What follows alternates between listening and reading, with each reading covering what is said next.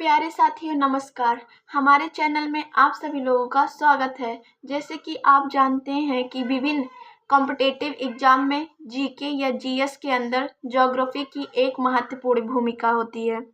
चाहे आप दिल्ली पुलिस या यूपी पुलिस कांस्टेबल, यूपीएसआई या एसएससी से कोई भी एग्जाम जैसे कि सीजीएल हुआ, एसएससी, सीएचएसएल हुआ, जीडी हुआ, एमटीएस, कहीं भी किसी भी एग्ज़ाम की प्रिपरेशन कर रहे हैं, कोई भी लोग हो, वो ये वीडियो को ज़रूर देखें। ये शॉर्ट्स नोट है। तो हम आज का चैप्टर देखते हैं, भारतीय कृषि, ऋतुओं के आधार पर फसलें। तो ऋतुओं के आधार पर फसलें देखते हैं। पहले है रबी की फसल, फिर उसके बाद सेकंड आता है खरीफ की फसल, थर्ड है जैद की फसल। अब आइए देखते हैं कि जो रबी की फसल है, रबी क्रॉप्स है, उसमें क्या क्या मतलब कब काटा जाता है, क्या बोया जाता है, किस मानसून में कैसे मतलब क्या किया जाता है। तो देखिए जो रबी की फसलें हैं वो बोया कब जाता है, तो अक्टूबर और नवंबर के महीने में इसको बोया जाता है। और काटा कब जाता है, हार्वेस्टेड मतलब कब किया जाता है, तो मार्च और अप्रैल के महीने में इसे काट लिया जाता है। और ये मतलब कब सीजन, किस सीजन में मतलब होता है, ये विंटर की सीजन में होता है। और मानसून शीतकालीन पश्चिमी विक्षोभ में होने वाली वर्षा से लाभ मिलता है फर्स्ट। फिर आइए देखते हैं कि रबी की जो फसलें हैं इसमें क्या क्या है। रबी की जो फसलें हैं उसमें गेहूं है, जौ है, चना है, मटर है, मसूर है, सरसों है, आलू व राई है। अब फिर हम आएंगे, पहला तो ये कंप्लीट हो गया। अब हम आएंगे खरीफ की फसलें, बोया कब जाता है, काटा कब जाता है, काल क्या है, मानसून क्या, हम सब देखेंगे। तो जो खरीफ की फसलें हैं उसको हम बोते हैं जून और जुलाई में, ठीक है, जून और जुलाई में बोते हैं। और इसे काटा कब जाता है, सितंबर और अक्टूबर के महीने में इसे काट लिया जाता है। और ये किस काल में होता है, तो ये वर्षा काल में होता है। और मानसून दक्षिण पश्चिमी मानसून में लाभ मिलता है। फिर उसके बाद हम देखेंगे खरीफ की फसलें। खरीफ की फसलें इसमें धान, सोयाबीन, अरहर, तिल, मूंग, उड़द, लोबिया, ज्वार, बाजरा, मक्का, कपास, मूंगफली एवं गन्ना, ये सब खरीफ की फसलें हैं।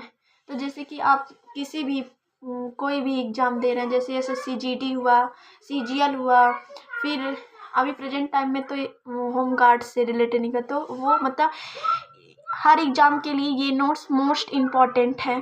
तो फिर उसके बाद हम देखते हैं जैद की फसलें। कौन सी देखेंगे, जैद की फसलें। जैद की फसलें हैं वो रबी एवं खरीफ की मध्यवर्ती काल में उगाई जाती है। अब इसको बोया जाता है मार्च में और काटा जाता है जून में। और इसका काल है ग्रीष्म काल की फसलें, यानी समर सीजन में है। अब हम आएंगे जैद की फसलें। जैद की फसलें तो इसमें खीरा होती है, ककड़ी होती है, तरबूज होता है, खरबूज होता है, करेला होता है, कद्दू एवं भिंडी भी होती है, ठीक है। फिर ये आएंगे खाद्यान्न फसलें, यानी फूड ग्रेन्स, जो कि एग्जाम में बहुत ज़्यादा पूछा जाते हैं। और एक नकदी फसलें हैं, ये दोनों एग्जाम में मतलब बहुत ज़्यादा पूछे जाते हैं। तो जो फूड ग्रेन्स है वो जैसे कि चावल हुआ, गेहूँ हुआ, मक्का हुआ, बाजरा हुआ एवं ज्वार हुआ। और फिर ये जो नकदी फसलें हैं यानी कैश क्रॉप्स हुआ, कैश क्रॉप्स, तो ये कपास हुआ, जूट हुआ, गन्ना हुआ एवं तंबाकू हुआ। फिर हम देखेंगे बागवानी फसलें। बागवानी फसलें में आता है इसको इंग्लिश में कहेंगे इसको इंग्लिश में बोलेंगे हॉर्टिकल्चर क्रॉप्स।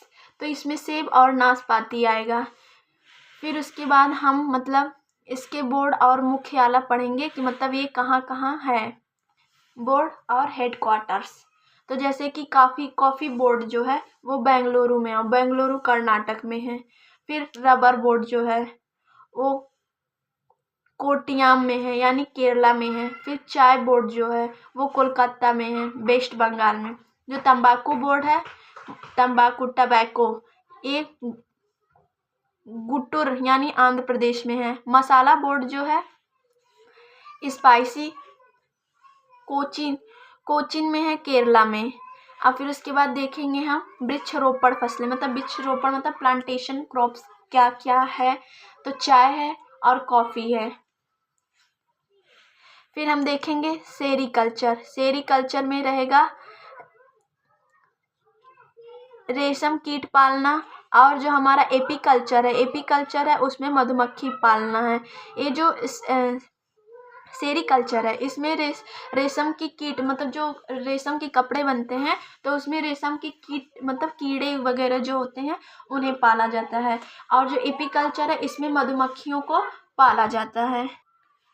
अब हम आएंगे विटीकल्चर, ये अंगूर का उत्पादन है। और जो फ्लोरिकल्चर है वो हमें फूलों का उत्पादन है। और जो पिसीकल्चर है वो मछली का उत्पादन है। और जो हॉर्टिकल्चर है वो बागवानी है। जैसे कि आप लोग उधर देखे हैं हॉर्टिकल्चर, बागवानियाँ, पेड़ पौधे। फिर उसके बाद हम आएंगे एरोपिकल्चर। फिर उसके बाद हम पढ़ेंगे एरोपोनिक्स मतलब होता है हवा में पौधों को उगाना। एयरपोनिक्स नाम से ही पता चल रहा है, एयरपोनिक्स, तो इसको हवा में उगाना हुआ। फिर उसके बाद हम पढ़ेंगे हाइड्रोपोनिक्स मतलब जो जल में पौधों को उगाया जाता है, ये हो गया। फिर उसके बाद हम पढ़ेंगे क्रांति यानी रिवॉल्यूशन। प्रोडक्शन मतलब कब क्या कैसे, मतलब जो काली क्रांति है, काली क्रांति से क्या होता है, पेट्रोलियम।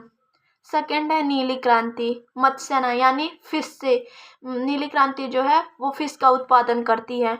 और तीसरा भूरी क्रांति जो है वो चमड़ा यानी लेदर का उत्पादन करती है। फिर उसके बाद गोल्डन फाइबर क्रांति जो है वो जूट है।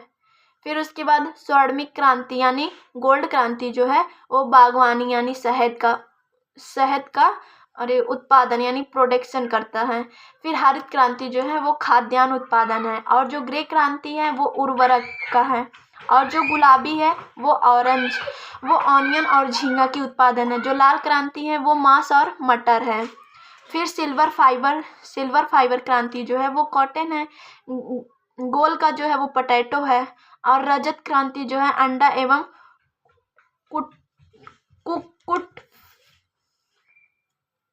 कुक्कुट का है। फिर श्वेत क्रांति जो है वो श्वेत क्रांति यानी दूध और डेयरी उत्पादन है। पीली क्रांति जो है वो तिलहन उत्पादन है। हरित स्वर्ग क्रांति जो है, जो पीली क्रांति है वो तिलहन की है। और जो हरित स्वर्ण क्रांति है वो बांस की है। अब हम उसके बाद हम पढ़ेंगे श्वेत क्रांति जो है वो दूध से उत्पादन बढ़ाने से संबंधित है। श्वेत क्रांति जो है उनके जनक है डॉक्टर वर्गीस कुरियन। फिर उसके बाद इसका राष्ट्रीय डेयरी विकास बोर्ड की स्थापना कब हुई थी, 1965 में हुई थी। नेशनल डेयरी डेवलपमेंट है। फिर राष्ट्रीय डेयरी अनुसंधान स्थापना जो था वो कर्नल हरियाणा में हुआ था। नेशनल डेयरी रिसर्च इंस्टीट्यूट कब हुआ था, 1923 में हुआ था। और अमूल के संस्थापक कौन थे, डॉक्टर वर्गीस कुरियन थे। फिर उसके बाद हम आते हैं हरित क्रांति यानी ग्रीन रिवोल्यूशन। फिर ये स्टार्ट कब हुआ था, मैक्सिको में चालू हुआ था। और हरित क्रांति शब्द का प्रयोग डॉक्टर विलियम गॉड ने किया था। ठीक है। अब विश्व में हरित क्रांति का जनक किसे माना गया, डॉक्टर नॉर्मन बरलांग। फिर उसके बाद इसको मतलब 1970 में शांति का नोबेल का पुरस्कार मिला था। किसको, ये जो नॉर्मन बरलांग है इन्हीं को शांति नोबेल का पुरस्कार मिला था। फिर पुरस्कार में था भारत में हरित क्रांति के जनक डॉक्टर MS स्वामीनाथन है। ठीक है। फिर उसके बाद पंजाब, हरियाणा एवं यूपी पश्चिम यूपी में हरित क्रांति ये था। फिर स्थानांतरित कृषि में आते यानी शिफ्टिंग कल्टीवेशन, किसी क्षेत्र वनस्पति को काटकर या जलाकर साफ करने फिर उसे खेती योग्य बनाए जब तक उसकी जमीन को उर्वरक बनी रहेगी तब तक स्थान पर खेती करेगा। जब दिखेगा कि उर्वरक शक्ति नष्ट हो गई है तो सेम प्रोसेस दूसरे जगह करेंगे, तो उसी को हम शिफ्टिंग कल्टीवेशन करेंगे। जैसे कि हम किसी भी क्षेत्र पे वनस्पति को काट कर या जलाकर वहाँ साफ करते हैं, फिर उसे हम खेती योग्य बनाते हैं। जब वो जमीन देखें कि उर्वरक बना रही है तब तक वो स्थान पर हम खेती करेंगे। उर्वरक जैसे कि हम देखेंगे कि उर्वरक शक्ति जो है वो नष्ट हो रही है तो हम उस जगह को छोड़ देंगे, और यही जो प्रोसेस हम इस जगह पे कर रहे हैं तो वो जो प्रोसेस है हम दूसरी जगह पे वैसे सेम प्रोसेस करेंगे, तो उसी को हम शिफ्टिंग कल्टीवेशन बोलेंगे, यानी स्थानांतरित कृषि। फिर उसके बाद उत्तर पूर्वी राज्य में यानी नॉर्थ ईस्ट स्टेट में, उत्तर पूर्वी राज्य यानी नॉर्थ ईस्ट स्टेट में झूम है। फिर मणिपुर में पलमू है। फिर आंध्र प्रदेश में पौंड या पेडार है। फिर वेस्ट बंगाल में कुमार है। झारखंड में कुरुआ है। हिमालय में खील है। उड़ीसा में ब्रिंगा है। हेलो बच्चों, जैसे कि हमारा क्लास खत्म हो गया, ये था बस छोटा सा टॉपिक। जैसे कि ये रहा हमारा छोटा सा नोट्स, और ये मतलब सिलेबस उतना लेंदी नहीं है, बट भारतीय कृषि जो था वो पूरा मतलब नॉर्मल नोट है कि आप किसी भी एग्जाम के लिए आप इस वीडियो को देख सकते हैं।